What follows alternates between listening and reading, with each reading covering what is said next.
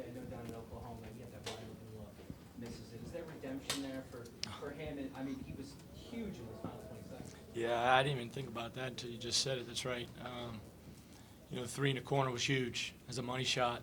Put us up three, I think 73-70, and then just if you got a good point guard, you just gotta either give him space or give him a flat ball screen to kind of go make a play. And he's got that little pull up kind of step back shot that he's kind of perfected. And I guess he had about 7 points in the last minute and a half, didn't he? I guess right around 7, maybe more, but I know 7 for sure. But great effort, You look at it, Dooley, though. I mean, all those guys. We finally got a guy to get the line double figures. He drove the ball, and then we responded. They hit us, they tied it. I think they took the lead by 1 or maybe 2, and then they responded again. Do you feel like you're a long ways away from last week, or does this feel like more of a natural progression coming off that? Just a natural progression. You can't live in highs and lows. This league's too good. I mean, you look at Oklahoma; they got to go to Baylor now. We got to go on the road to TCU. I mean, TCU lost to Kansas by 7. You just got to stay in the moment. You got to get rest tomorrow, and then Wednesday for the hour we're on that floor, they got to bring it, and we got to get better. And guys got to be in there wanting to get better. And then if we continue to do that, we'll get better. There's a couple losses we had. Obviously, you can't get them back, and you can't live and die or stay in the moment too long. You got to be in the moment here, and then you got to turn the page tomorrow morning. What led you to call that kind of trick play inbounds pass there at the end?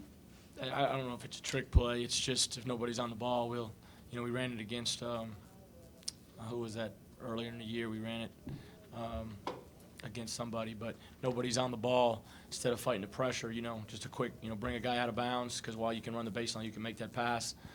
I didn't know what had happened. I was scared to death that I had screwed the whole game up for a second. I didn't know what had happened, but you can't reach over the line. That's a technical foul. And so what you want to go there is quick to Matt, right back to George, and then get George on the foul line. And so it ended up working kind of a double whammy for us in that regards.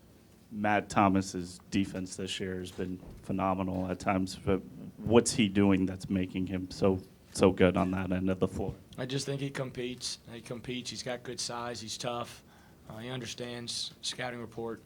I'm proud of our guys because we get killed and ridiculed for our defense. And you held Oklahoma 77 points, 42% shooting, 39 in the first half. You out-rebound them by 11. We made toughness plays tonight, and we just got to keep doing it. Steve, I know you're talking about trying to keep an even keel. You stepped into a really unique situation here. Can you talk about, I guess, managing the ups and downs personally over the past month? I got a great wife, strong in my faith, and surround myself with people that want to help me get better. And that's all you can do, and stay faithful. And you don't want to let nobody down. That's the biggest thing here, because the situation you walked into. And just happy for my seniors and happy for these guys. You had touched on the rebounding. Was that one of the biggest elements of this win? Jamil was very active. Abdul got a big edge. And Jamil was huge tonight. I mean, he was everywhere. He was blocking shots. He was challenging shots, 13 rebounds, kept balls alive. I'm trying to look who. Matt Thomas, 9 rebounds. Monte, 7. That's huge when our guards get 16 rebounds. But to go plus 11 rebounding, keep them in under double-figure offensive rebounds, that was big. That was really big.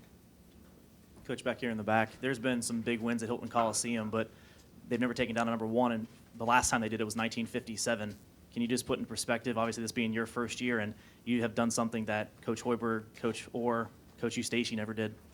Yeah, you're thankful and you're humble about it, and you give, Fred did an amazing job here in the last 4 years, put this team in this situation to have this opportunity this year. And, so you give credit to all the people that come before you. I know Gary Thompson beat Wilt and all those years ago, but that's the fun part of being part of a program where you got, people that care. Fred's probably as excited as anybody right now, and Gary Thompson probably is too.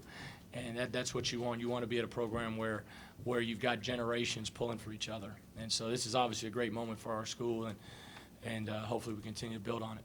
Is this maybe the first game where you've had all 5 starters playing at like a super, super high level all at the same time for 40 minutes? Yeah, I think so. I just think it's one of those games, if you're watching on TV or you probably listen to the TV copy, you just probably hear the commentators talking about Iowa State starting to figure it out a little bit, or Iowa State's got a chance to do some good things when they're really locked in. And I thought we were really locked in.